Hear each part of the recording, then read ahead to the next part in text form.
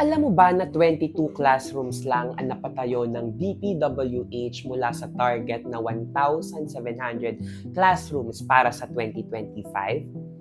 Isa ito sa mga nakakalungkot na revelasyon sa hearing ng proposed 2026 budget ng DPWH. Hi, I'm Bons Magsambol. Pag-usapan natin ang issue.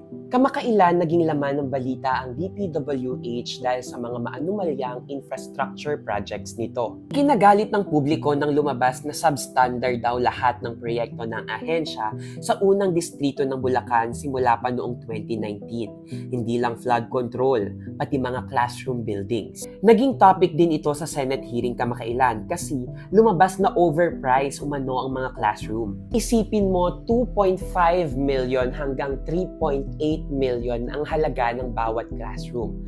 Samantalang ang mga NGO nakakapagpatayo sila ng classroom sa halagang hindi tataas ng 900,000 pesos.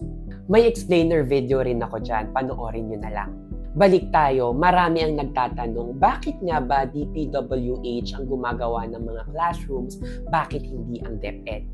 Noong 1995 kasi sa pamamagitan ng Republic Act 7880 o ang Fair and Equitable Access to Education Act, binigyan ng kapangyarihan ng DPWH na mamahala sa pagtatayo ng classroom. Ayon sa Section 9 ng batas, ang pondo para sa mga school building ay direktang ibinibigay at pinangangasiwaan ng DPWH base sa programa ng DepEd.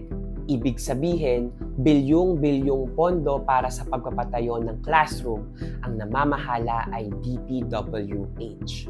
Sabi ng DepEd, ginawa raw ito para i-depoliticize at maka-ensure ng equitable allocation of school building funds.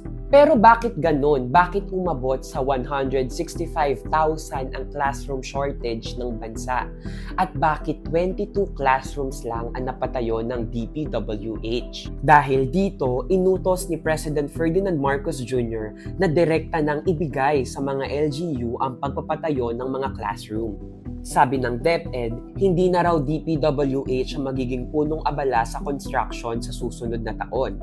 Sa halip, makikipag-partner sila sa LGUs, private sector, AFP, Corps of Engineer, at oo, kasama pa rin ng DPWH para sa classroom construction.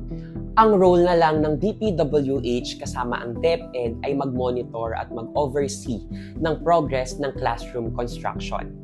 What do you think of this move?